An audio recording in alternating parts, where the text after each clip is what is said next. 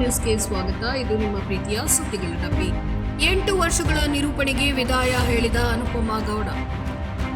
ನಿರೂಪಣೆ ಅಂದ್ರೆ ಅನುಪಮ ಅಂತ ಇಷ್ಟಪಡುವ ಜನರಿರುವಾಗ ನಿರೂಪಣಾ ವೃತ್ತಿಗೆ ಅಧಿಕೃತವಾಗಿ ನಿವೃತ್ತಿಯನ್ನ ಘೋಷಿಸಿದ್ದಾರೆ ಅನುಪಮಾ ಗೌಡ.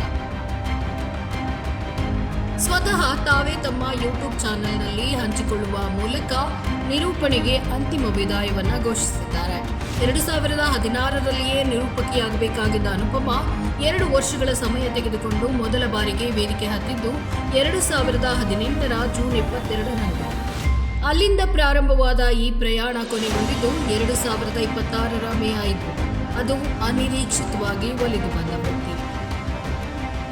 ನಾನು ನನ್ನೊಳಗಿನ ಕಲಾವಿದೆಗೆ ತೃಪ್ತಿಪಡಿಸಬೇಕು ಅನ್ನೋದೇ ಈ ನಿರ್ಧಾರಕ್ಕೆ ಕಾರಣ ಅಂತ ತಿಳಿಸಿದ್ದಾರೆ.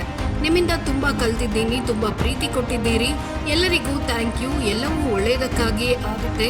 ಮುಂದೆ ಬೇರೆ ಬೇರೆ ದಾರಿಗಳಿವೆ, ಮುಂದೆ ಜೀವನ ಇನ್ನೂ ಚೆನ್ನಾಗಿದೆ. ಈ ವಿದಾಯಕ್ಕೆ ಇದು ಸರಿಯಾದ ಸಮಯ. ನಿಮ್ಮ ಪ್ರೀತಿಗೆ ನಾನು ಚಿರಋಣಿ ಅಂತ ಭಾವುಕರಾಗಿ ಗುಡ್ ಬೈ ಹೇಳಿದ್ದಾರೆ ನಿರೂಪಕಿ ಅನುಪಮಾ ಗೌಡ.